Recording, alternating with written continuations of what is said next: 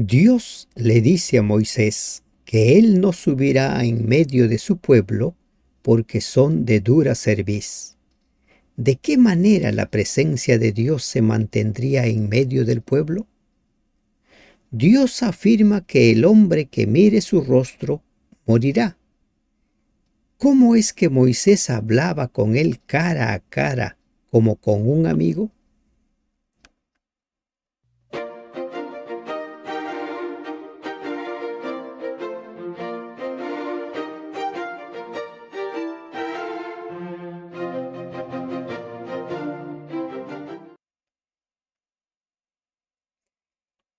Perlas del libro de Éxodo.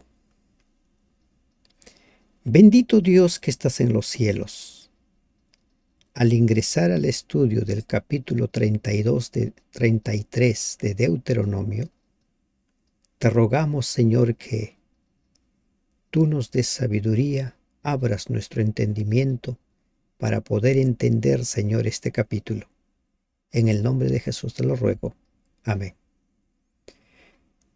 Buen día, hermanos de esperanza. Ingresamos a un capítulo que es doctrinal. En este capítulo vamos a encontrar nosotros verdades doctrinales y por eso es necesario que prestemos atención. Recordaremos algunos pasajes ya estudiados anteriormente para poder entender con mayor claridad lo que nos quiere decir este pasaje. Hay muchos que leemos la Biblia y tal como lo leemos, lo entendemos. Por ejemplo, la expresión hablar cara a cara para nosotros es ver la cara de la persona. Pero en la Biblia nos vamos a encontrar con ciertas declaraciones, con ciertos pasajes que no son como nosotros imaginamos. Y aquí nos vamos a ir encontrando con un tema que determina cómo nosotros nos conducimos y es la forma como entendemos, cómo formamos nosotros nuestros conceptos. Sigamos animando, invitando a las personas a estudiar la palabra de Dios. Iniciemos nuestro estudio. Jehová dijo a Moisés: Anda, sube de aquí, tú y el pueblo que sacaste de la tierra de Egipto, a la tierra de la cual juré a Abraham, Isaac y Jacob, diciendo: a tu descendencia la daré. Dios una vez más le dice a Moisés que lleve al pueblo que él sacó. El pueblo ha pecado. El pueblo ha roto el pacto que había celebrado con Dios. Y Dios ya no los dice mi pueblo. Cuando Dios llama a Moisés allí en la zarza, le dice que él debe ir a sacar a su pueblo. Dios lo llama mi pueblo. Recuerden lo que dice Isaías 59:2. Nuestros pecados hacen separación entre Dios y nosotros. Pero miren, la promesa de Dios de llevar a la descendencia de Abraham a la tierra prometida, a esa tierra que prometió primero a Abraham, luego a Isaac, luego a Jacob, no era condicional. ¿Quiénes llegaban? Eso sí, dependería de cada una de las personas. Los más de 600,000 hombres que salieron de Egipto podían llegar, estaban predestinados para llegar a la tierra que fluye leche y miel. Pero ellos por sus pecados, por sus apostasías, no llegaron. Y solo 2, Josué y Caleb, ingresaron. Esa promesa no era condicional. Hay promesas que son condicionales, por eso Dios dice, sí, por ejemplo, si obedeces mi ley, si andas por mis caminos. El plan de Dios debe continuar.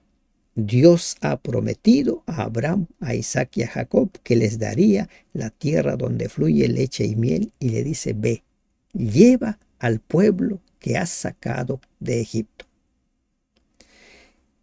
Y yo enviaré delante de ti el ángel.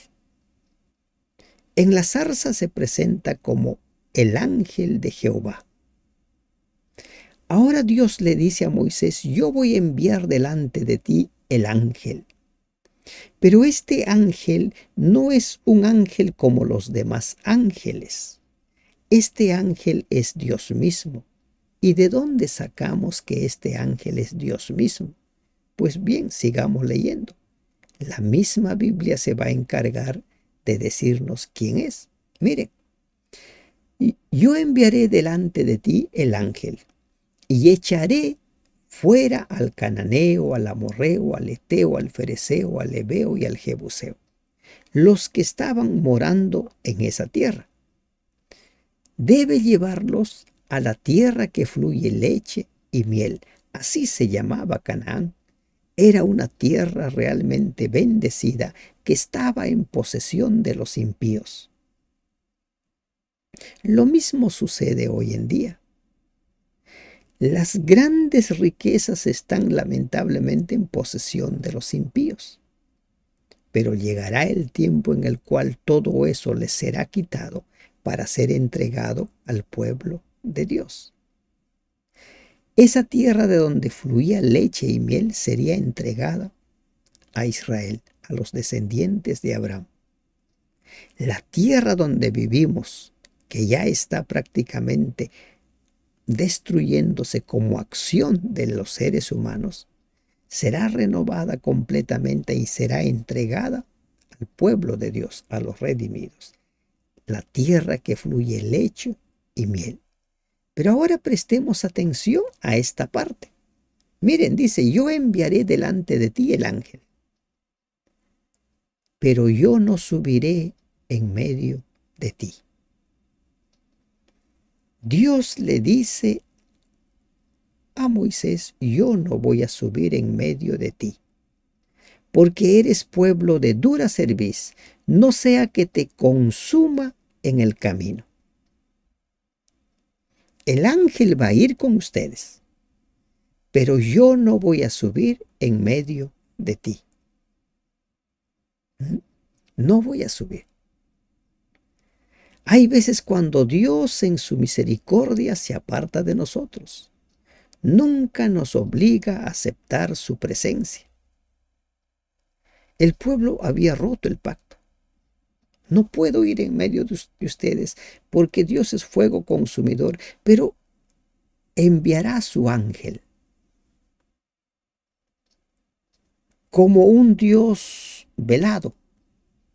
Sigamos para identificar por qué decimos que el ángel también es Jehová, también es Yahvé.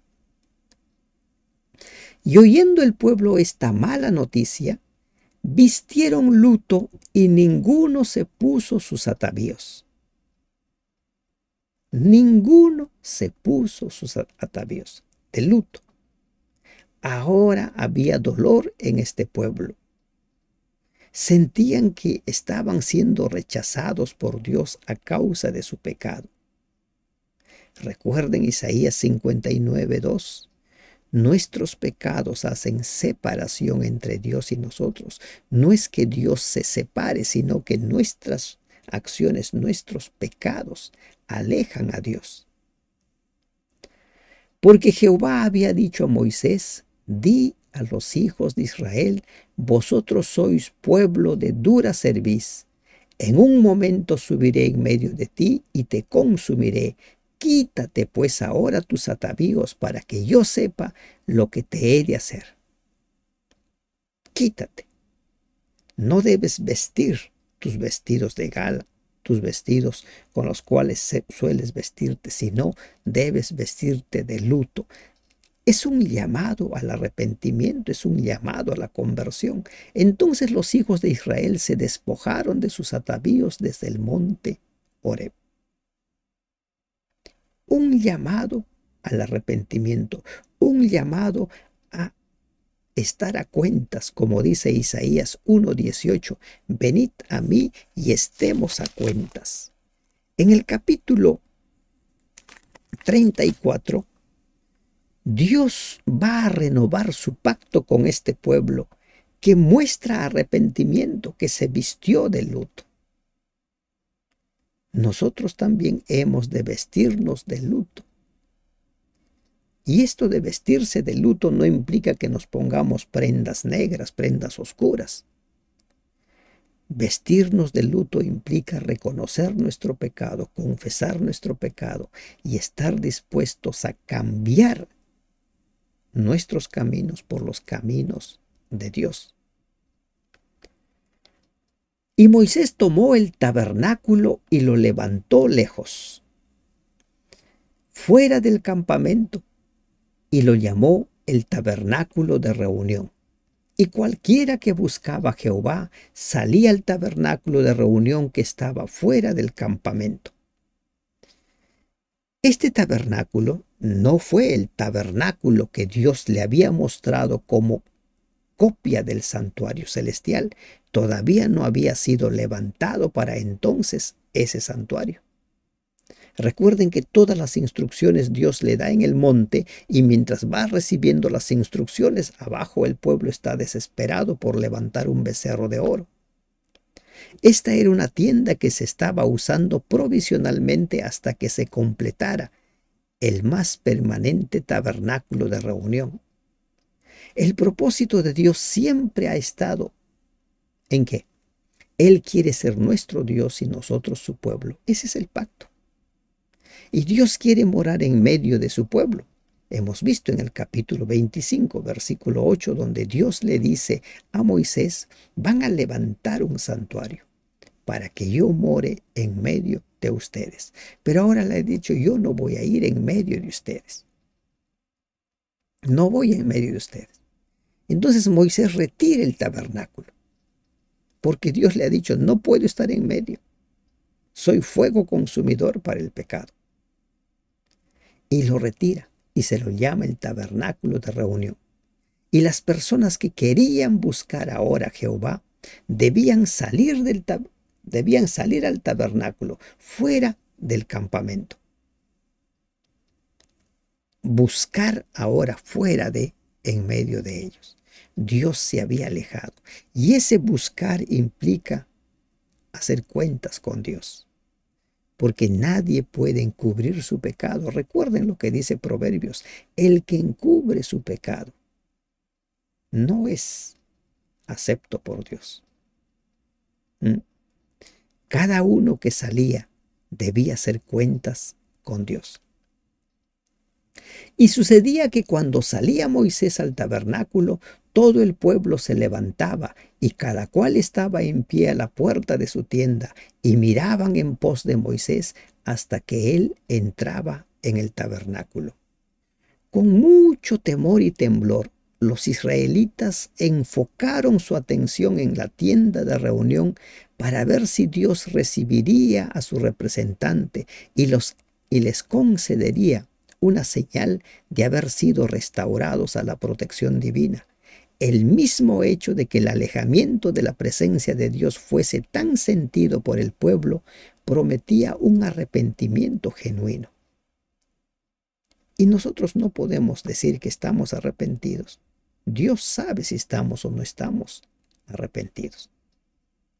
Ingresa Moisés a ese tabernáculo de reunión y Dios responde. Cuando Moisés entraba en el tabernáculo, la columna de nube descendía y se ponía a la puerta del tabernáculo y Jehová hablaba con Moisés. La columna de nube descendía. Esta señal ya conocida por el pueblo era evidencia de que Dios seguiría siendo su guía y protector. Y miren, hablando de la columna, ¿qué es lo que dice la palabra de Dios en relación a las columnas? Recuerden que la presencia de Dios en su pueblo era visible por medio de la columna de nube en el día y la columna de de fuego en la noche. En el capítulo 13, versículos 21 y 22 de Éxodo dice: y Jehová iba delante de ellos de día en una columna de nube para guiarlos por el camino, y de noche en una columna de fuego para alumbrarlos, a fin de que anduviesen de día y de noche. Nunca se apartó de delante del pueblo la columna de nube, de día ni de noche la columna de fuego. Nunca. La presencia de Dios estuvo asegurada en medio del pueblo por medio de la columna. ¿Y quién estaba en la columna? ¿Saben? Es indistinto. A veces dice que es Jehová mismo, es Dios mismo, y en otras ocasiones dice el ángel. ¿Quién iba adelante guiándolos?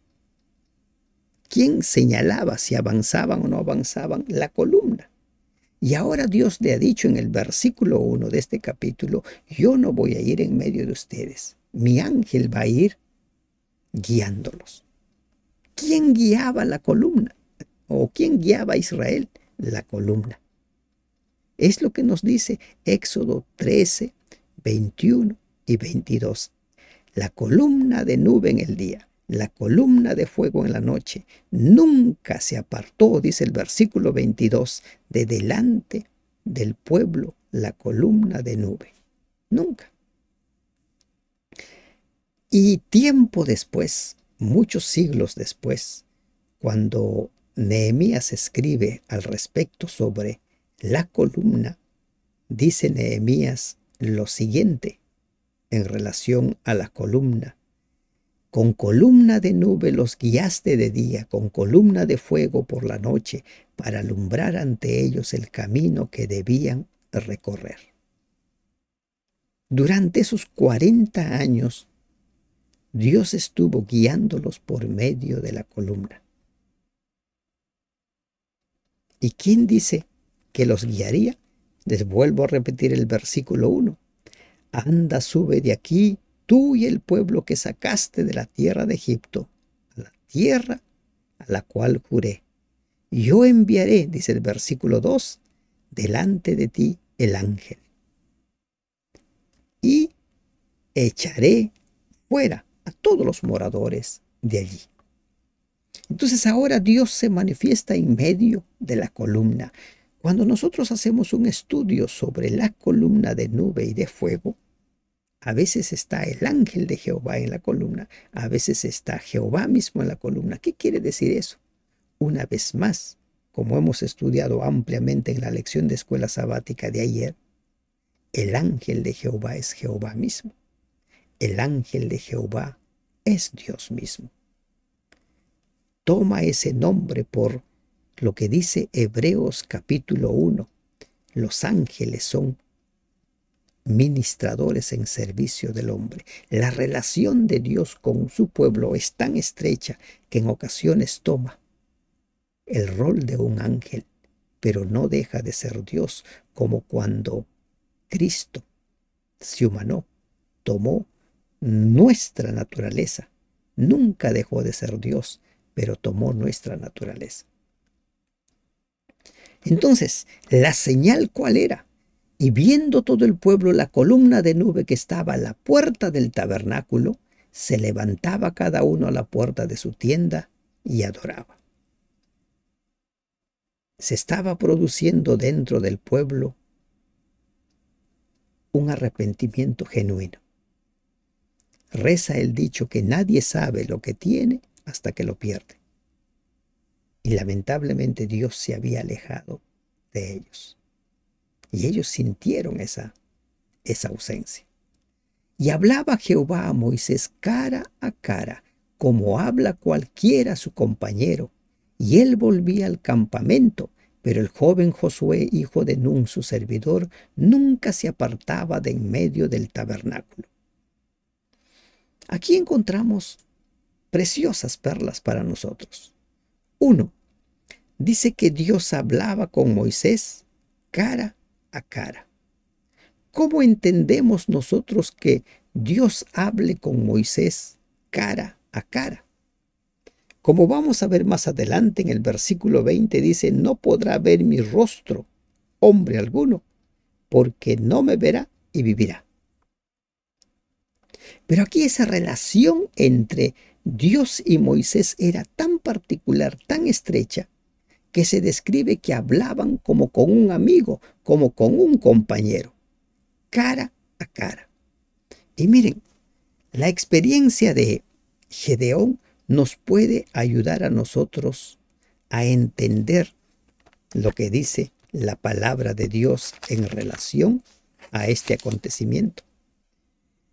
Dice Jueces capítulo 11, capítulo 6, versículo 11. Y vino el ángel de Jehová y se sentó debajo de la encina que está en Ofra. El ángel de Jehová se presenta como un ser humano. Se sienta allí en la encina y se dirige a Gedeón. Y el versículo 12 dice, y el ángel de Jehová se le apareció y le dijo, Jehová está contigo, varón esforzado y valiente. Y Jehová le responde, ah, Señor mío, si Jehová está con nosotros, ¿por qué nos ha sobrevenido todo esto? El ángel de Jehová se le había aparecido a Gedeón. Y Gedeón vio al Señor, porque dice, miren, en el versículo 12 dice, y el ángel de Jehová se le apareció, ¿no? Y al Señor. Y en el versículo 22, viendo entonces Gedeón que era el ángel de Jehová, dijo, ah, Señor Jehová, que he visto al ángel de Jehová cara a cara. Pero no se le había presentado un ser con alas, no se le había presentado un ser con una luz radiante, sino como una persona que estaba sentado debajo de la encina y conversa con él y empieza el diálogo, y recién cuando ve las señales, Gedeón dice, ah, he visto al ángel de Jehová cara a cara. En esa ocasión, Dios se reveló con Gedeón como un ser humano, como sucedió con Abraham. Y entonces Gedeón dice, he visto al Señor cara a cara. La relación con Moisés era una relación estrecha, especial. No se nos dice exactamente qué es lo que vio Moisés de Dios, pero la descripción es que hablaron frente a frente. ¿De qué forma veló su presencia Dios? No se nos dice. Pero hablaban como con un amigo, fluidamente. Otra perla que encontramos en este versículo, al joven Josué. Josué se estaba preparando para el liderazgo. Todo líder en la actualidad debe preparar futuros líderes. Todo aquel que ejerce un cargo de liderazgo en la iglesia debiera estar preparando otros líderes que tomen la posta cuando ellos ya dejen la función. Es lamentable cuando en las iglesias no se levantan líderes y entonces nos encontramos con ancianos de iglesia de 10 años, 20 años, 30 años, y como son las mismas personas, la iglesia sigue haciendo las mismas cosas de la misma manera. No hay cambios. No hay cambios. Josué estaba siendo preparado para el liderazgo y Josué estaba siendo testigo realmente de hechos sorprendentes. La experiencia de Moisés con Dios tenía un testigo. Josué no vio todo lo que vio Moisés, pero vio mucho, mucho. Y tenía evidencias suficientes sobre la presencia y la realidad de Dios, de que Dios es un Dios vivo, es un Dios existente, que tu liderazgo sirva también para que los futuros líderes vayan conociendo a Dios. Y dijo Moisés a Jehová, mira, tú me dices a mí, saca este pueblo, y tú no me has declarado a quién enviarás conmigo. ¿quién va a ir conmigo? Tú me has dicho que no vas a ir conmigo. Y ahora no me has dicho quién va a ir conmigo. Sin embargo, tú dices, yo te he conocido por tu nombre y has hallado también gracia en mis ojos. Miren este diálogo fluido. Cuando usted converse con Dios en oración, hágalo de esta manera, de una forma fluida. Insisto, no necesitas fingir lo que estás sintiendo. Solo debes expresar lo que estás sintiendo, porque Dios sabe tus pensamientos, conoce. Y Él dice, tú dices que yo te he conocido por tu nombre, has hallado también gracia en mi nombre. Ahora pues, Moisés hace su pedido. Si he hallado gracia en tus ojos, te ruego que me muestres ahora tu camino. ¿Qué es lo que está pidiendo aquí Moisés? Le dice, si yo he hallado gracia, te ruego que me muestres tu camino. Y este pedido debiéramos hacerlo nosotros cada día, que el Señor nos muestre su camino. Hay personas que acuden a las iglesias, reúnen en las iglesias, pero no conocen el camino de Dios. Caminan por los caminos que les han dicho. Les enseñan un camino y van por ese camino. Pero nosotros tenemos que pedir que Dios nos revele su camino por medio de su palabra revelada. Hay quienes niegan pasajes bíblicos para establecer ciertos caminos, porque si no niegan esos pasajes, esos caminos que han establecido no pueden sostenerse. Pidamos que Dios nos revele su camino y no caminemos por sendas creadas por los hombres. Por eso les decía al principio, este es un capítulo doctrinal. Hay una lucha constante entre los cristianos, entre si debemos adorar a Dios en sábado o en domingo. El domingo es un camino que ha sido establecido por los hombres. El sábado es el camino de Dios. Dios lo ha establecido. Cada uno debemos irnos dando cuenta de esas verdades.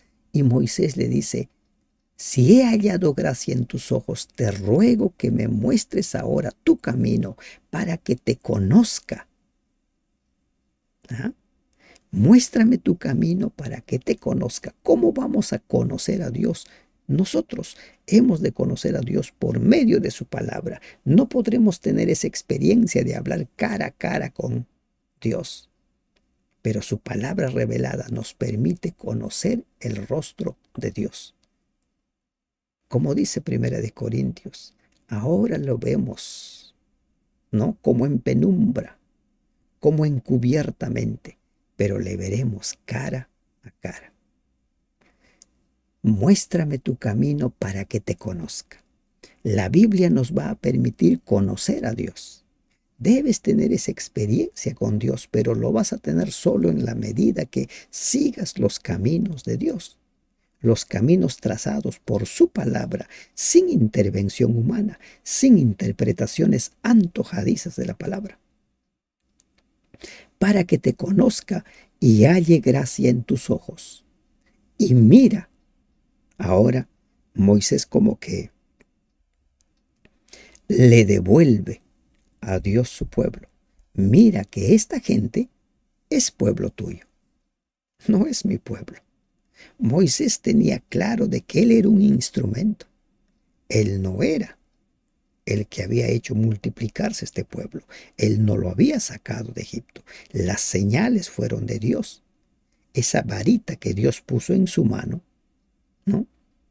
Era solo un medio por el cual Dios se manifestaba. Y le dice, mira, esta gente es pueblo tuyo. Y él dijo, mi presencia irá contigo y yo te daré descanso. El pedido de Moisés es concedido. La presencia de Dios mismo iría con ellos y también les daría descanso. Es decir, la posesión de la tierra de Canaán sería una realidad. Descansaría.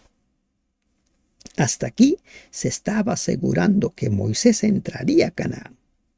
Lamentablemente sabemos que él no entró. Y te daré descanso. La tierra que fluye leche y miel era un símbolo de descanso. La tierra que fluye leche y miel, la Canaán celestial, será el lugar de descanso para nosotros. Y cuando se habla de ese descanso, no está hablando del descanso semanal, está hablando de tener paz, tranquilidad, no vivir como ahora vivimos, estresados, angustiados, desesperados. Y Moisés respondió: si tu presencia no ha de ir conmigo, no nos saques de aquí. Moisés no estaba satisfecho aún. Dios había dicho literalmente: te daré descanso, en singular, lo que parecía restringir la bendición solamente para Moisés. Pero para Moisés esto no bastaba. La promesa debía también abarcar a tu pueblo, es tu pueblo. El pueblo había roto el pacto. Miren, no todos participaron, los levitas se pusieron del lado de Moisés, pero la gran mayoría lo había roto y por lo tanto ya no era el pueblo de Dios. Y Moisés le dice: si tu presencia no ha de ir conmigo, no nos saques de aquí. Moisés se identifica con el pueblo. No solo es un intercesor, sino es aquel que toma decisiones personales a nombre del pueblo, porque él se siente parte del pueblo y aquí está haciendo pedidos en beneficio del pueblo. ¿Y en qué se conocerá aquí que he hallado gracia en tus ojos, yo y tu pueblo, sino en que tú andes con nosotros y que yo y tu pueblo seamos apartados de todos los pueblos que están sobre la faz de la tierra? Moisés sigue pidiendo al Señor y ahora le dice: miren, ¿cuál va a ser la señal? ¿En qué se va a conocer que he hallado gracia? Solamente yo voy a conocer que he hallado gracia tuya si tú vas en medio de nosotros. Incluye al pueblo, yo y tu pueblo, en que andes con nosotros, nos acompañes. Ese es otro pedido que nosotros siempre debemos hacer, que la presencia de Dios en nuestra vida sea continua. Pero para ello, dice Apocalipsis 3:20, he aquí estoy a la puerta y llamo. Si alguno abre la puerta, entraré. Dios no nos fuerza. Dios se había alejado porque el pueblo había pecado y Moisés está suplicando: vuelve a estar en medio de tu pueblo, sino en que tú andes con nosotros y que yo y tu pueblo seamos apartados de todos los pueblos que están sobre la faz de la tierra. Es decir, ser diferentes de todas las otras naciones. La presencia de Dios estaba con ellos y ellos eran su pueblo. Un pueblo especial, linaje escogido, real sacerdocio. Recuerden, ese fue el plan de Dios. Levíticos 19, 5 y 6. Linaje escogido, nación santa, real sacerdocio. Ese es el plan de Dios. Y es el mismo plan también para cada uno de nosotros. Pero se dan cuenta cómo es que el pecado lo rompe todo. Cómo es que el pecado lo cambia todo. Ustedes me son linaje escogido, nación santa, un reino de sacerdotes. Y ahora ese pueblo estaba alejado de Dios por su pecado. Y Moisés suplica, porque Dios los perdone y se restaure esa comunión. Y este pedido también la iglesia debe hacerlo siempre. Que yo y tu pueblo seamos apartados de todos los pueblos. Las ideologías del mundo, las ideologías particulares no debieran tener lugar en la iglesia.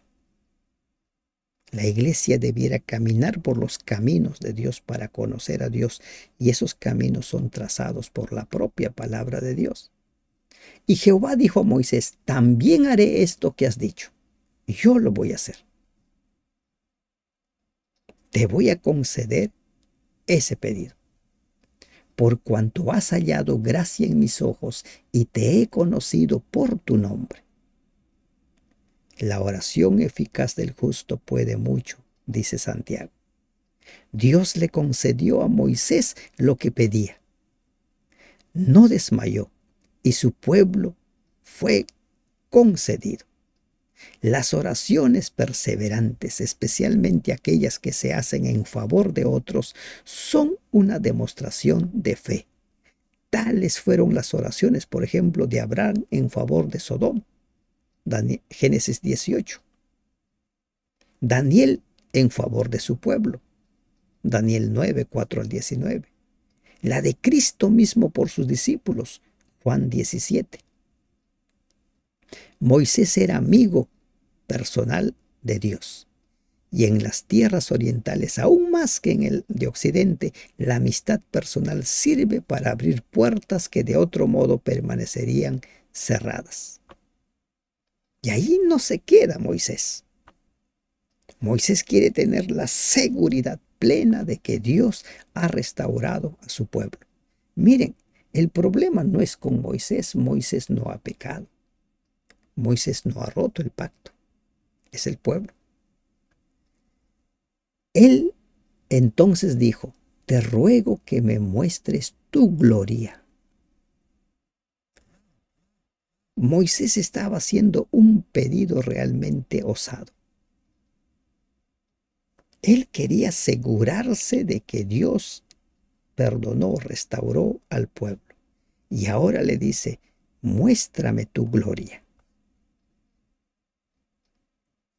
La gloria es ver el rostro de Dios, es ver su cara, tal cual es. Aunque en su misericordia Dios había contestado sus oraciones en favor de Israel, Moisés anhelaba tener aún más evidencias del favor divino. Y ahora le dice: quiero verte, muéstrame tu gloria. Va a ser una evidencia de que tú has restaurado este pueblo. Y Dios le responde: yo haré pasar todo mi bien delante de tu rostro, y proclamaré el nombre de Jehová delante de ti, y tendré misericordia del que tendré misericordia, y seré clemente para con el que seré clemente. El que merece perdón recibirá perdón, el que merece clemencia recibirá clemencia. Y Dios le dice: yo voy a hacer pasar. Algunos podrían considerar el pedido de Moisés como una presunción. Lo que podría parecer presunción no lo fue en el caso de Moisés. El amor y respeto mutuos acercaban al Creador a su criatura. Y Dios le dice: voy a hacer pasar mi bien. Proclamaré el nombre de Jehová. Haré pasar todo mi bien delante de tu rostro. La Septuaginta esto de mi bien lo traduce como mi hermosura. Dice: haré pasar toda mi hermosura o mi excelencia, mi gloria. Moisés recibiría en parte esa revelación especial, en parte. Él tendría evidencias suficientes de que Dios ha perdonado a su pueblo y se ha restaurado todo, pero también Dios deja en claro: tendré misericordia del que tendré misericordia y seré clemente con el que seré clemente. Yo voy a perdonar a quien se ha arrepentido. Voy a ser clemente con aquel que suplica perdón. Y es así. Dios no nos fuerza a recibir su perdón. Cada uno debe decidir. Dijo más: no podrás ver mi rostro, porque no verá hombre, porque no me verá hombre y vivirá. Moisés le había pedido: muéstrame tu gloria. y Dios le dice, no puedes ver mi rostro. La gloria de Dios es su rostro. Ver su rostro es ver la gloria de Dios, y la gloria de Dios se ha manifestado a los hombres de forma velada. Muchos tuvieron el privilegio de ver a Emmanuel, la gloria de Dios velada. Muchos tuvieron ese privilegio, pero no todos, ¿verdad? No todos. Y cada uno vio la gloria de Dios en la dimensión que Dios les permitió. Abraham vio a Dios, conversó con Dios y fueron caminando y Dios le habló sobre lo que sucedería con Sodoma y Gomorra. También en esa ocasión Abraham intercedió por ese pueblo. Pero Dios deja en claro, mi rostro nadie lo verá. Y la pregunta es, ¿algún día podremos ver el rostro de Dios? Sí, algún día podremos ver nosotros el rostro de Dios. Dice su palabra en Apocalipsis capítulo 22, versículos Apocalipsis 3 y 4. A ver, permítanme encontrar para leerles exactamente lo que dice su palabra. Apocalipsis 22 dice, versículos 3 y 4. Y no habrá más maldición, y el trono de Dios y del Cordero estará con ella, y sus siervos le servirán, y verán su rostro, y su nombre estará en sus frentes. Apocalipsis lo dice claramente. Y además nosotros encontramos en 1 de Corintios 13:12, dice, ahora vemos por espejo, oscuramente, mas entonces veremos cara a cara. ¿Y por qué es que no puede ver hombre el rostro de Dios? Porque Dios es fuego consumidor. Pero 1 de Corintios capítulo 15 dice claramente que va a llegar el momento cuando Cristo venga por segunda vez, se va a producir la transformación. No todos moriremos, pero todos seremos transformados. En un momento, en un abrir y cerrar de ojos, a la final trompeta, porque se tocará la trompeta y los muertos serán resucitados incorruptibles y nosotros seremos transformados. Porque es necesario que esto corruptible se vista de incorrupción y esto mortal se vista de inmortalidad. Y cuando esto corruptible se haya vestido de incorrupción y esto mortal se haya vestido de inmortalidad, entonces se cumplirá la palabra que está escrita, sorbida es la muerte en victoria. Apocalipsis 22, 3 y 4 dice que veremos su rostro. Cuando Cristo venga por segunda vez, cada uno de los redimidos será transformado. Entonces podremos estar en la presencia de Dios, porque Dios mismo morará con su pueblo. Y dijo aún Jehová, he aquí un lugar junto a mí, y tú estarás sobre la peña. Y cuando pase mi gloria, yo te pondré en una hendidura de la peña, y te cubriré con mi mano hasta que haya pasado. Cuando pase mi gloria.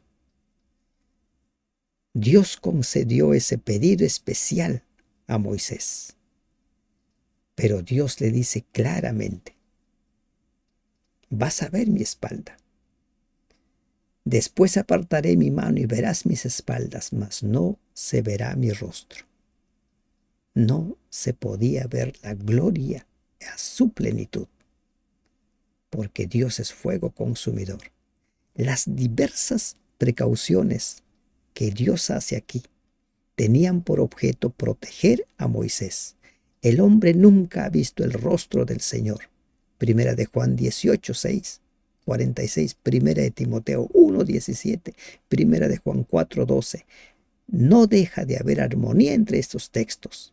Dios habló con Moisés, habló con Abraham, habló con Josué, habló con Gedeón y con tantos otros, cara a cara, pero con una gloria velada. y a Moisés se le permitió ver esa gloria. Y Dios le concedió esa evidencia de que la restauración de su pueblo era completa. Y entonces este pueblo estaba preparado para, ahora sí, para restablecer el pacto, para renovar el pacto. Has pecado. Abogado tenemos en Jesucristo. Él nos da perdón. Has pecado. Jesucristo es nuestro sumo sacerdote que está intercediendo. Si Moisés intercedió, ¿cuánto más nuestro sumo sacerdote intercediendo por nosotros? Y Él tiene consigo su sangre con el cual nos limpia de todos nuestros pecados. Roguemos cada día que Él nos muestre sus caminos para que le conozcamos plenamente y para que nosotros también podamos hablar con Dios cara a cara. Que Dios te bendiga. Amén.